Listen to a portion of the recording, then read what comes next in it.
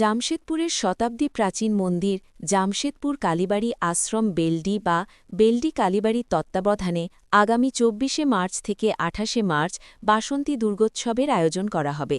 শ্রীযুগ বশিষ্ঠদেব ১৯৩২ সাল থেকে দেবী কালীর আরাধনা শুরু করেন। ১৯৮১ সাল থেকে বাসন্তী পুজো কালীবাড়ি প্রাঙ্গণে শুরু হয়। মন্দিরের প্রধান চন্দ্রবিন্দু ভট্টাচার্য জানালেন, এই বছর যুব নেতৃত্বে বাসন্তী দুর্গোৎসব অনুষ্ঠিত হবে। ৩ দিন দেবীর আরাধনার সাথে সন্ধ্যাকালীন অনুষ্ঠানও অনুষ্ঠিত হবে। বাসন্তী দুর্গোৎসবের মূল আকর্ষণ মহাষষ্ঠীতে আনন্দমেলা, মহা অষ্টমীর সন্ধি পুজো ও মহানবমীতে কুমারী পুজো। জামশেদপুরের অন্যতম সিদ্ধ পীঠ হিসেবে পরিচিত বেলডি কালীবাড়ির এই বাসন্তী দুর্গোৎসবে সবাইকে আমন্ত্রণ জানালেন চন্দ্রবিন্দু ভট্টাচার্য। নাম চন্দ্রবিন্দু ভট্টাচার্য। এই মন্দির আমার দাদু যুগবশিষ্ঠদেব স্থাপন করেছিলেন ১৯৩২ সালে। তারপর থেকে এখানে পুজো চলে আসছে কন্টিনিউয়াসলি। আগে অন্য পরিস্থিতি ছিল মন্দিরে, এইসব ওপরে সিলিং দেখছে এটা ছিল না, আমরা ছোটোবেলাতে পুরো ওপেন ছিল। তারপর থেকে সব বানানো হয়েছে, এসব করে করে নতুনভাবে তৈরি করা হয়েছে মন্দিরটিকে। এটা ১৯৩২ শুরু হয়েছে।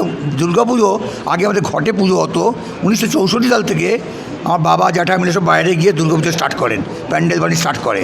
তখন দুর্গাপুজো করার পর থেকে আমরা চেষ্টা করলাম যে ১৯৮১ সাল থেকে এখানে বাসন্তী পুজো শুরু করা হয়। বাসন্তী পুজো আগেও অনেক ভালোভাবে হতো, সব কিছু হতো, কিন্তু এবার আমরা কিছু কিছু আইটেম অ্যাড করেছি আমরা। যেমন আগে কোনো দিন শঙ্করধ্বনি হয়নি এখানে, আগে কোনো ধনুচি কম্পিটিশন হয়নি এখানে, আগে কোনো দিন নাটক হিন্দি নাটক হয়নি, না হিন্দি নাটক বাংলা নাটক হয়নি, এই প্রথমবার করছি আমরা এগুলো। এইগুলো ব্যাপার।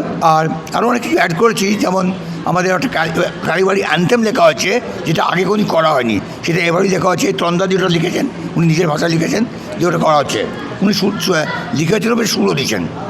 টিমটা খুব ইয়াং খুব সাপোর্ট পাচ্ছে এদের থেকে। এই কুমারী পুজো হবে, নবমীর দিন হবে, 12টার সময় হবে। ওটা 1 ঘন্টা টাইম লাগবে। আমাদের টাটা স্টিলে একজন দীপ্তেক চ্যাটার্জি আছে, তার মেয়ে এখানে কুমারী হবে। কুমারী পুজো দুজন করবেন। পুরুলিয়া থেকে মেনলি বাঁকুড়া পুরুলিয়ার থেকে আছে, আর কিছু লোকাল পুরোহিত। এখানে 8 জন পুরোহিত আছে। বাসন্তী পুজো দুর্গা পুজো আলাদা রূপ, অ্যাকচুয়ালি একই জিনিস। আরও ভালো হবে। উড়িষ্যায় সকালে কলস্থাপন হবে। উড়িষ্যায় কলস্থাপন করে আপনার চণ্ডী পাঠ করা হবে। চণ্ডী পাঠ করার পরে চণ্ডী ভোগ দেওয়া হবে। এটা 19 থেকে 7 পর্যন্ত দেওয়া, প্রত্যেকদিন সকালে হবে। আর তারপরে চেঞ্জেস হবে, অ্যাডিশন হবে। আপনার 24 তারিখ থেকে আপনার এখানে বোধন হবে, বেলতলায় বোধন হবে। তারপরে আনন্দমেলা হবে। এটা হয়ে গেল।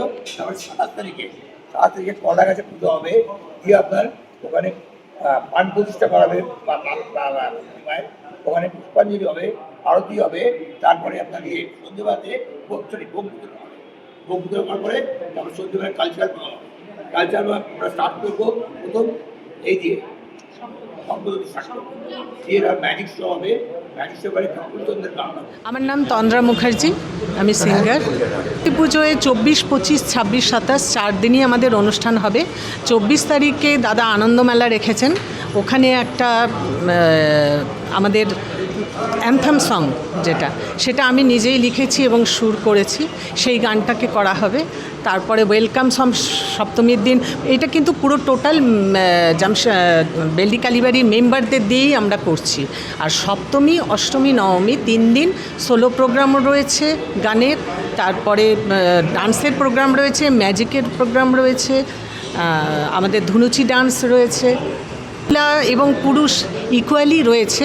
তবে আমাদের সবাই খুব ইয়াং, দাদার সাথে এবার যারাই আমরা মানে যোগদান করেছি সবাই মোটামুটি একই এজের বা তার থেকে ছোটও আছে, বড়ও আছে, এরকম করে করা হয়েছে। সবাই খুব উৎসাহের সাথে, সবাই এখানে ছোট বড় বলে কেউ কিচ্ছু নেই, বা বয়সের কোনো তফাৎ বলে কিছু নেই।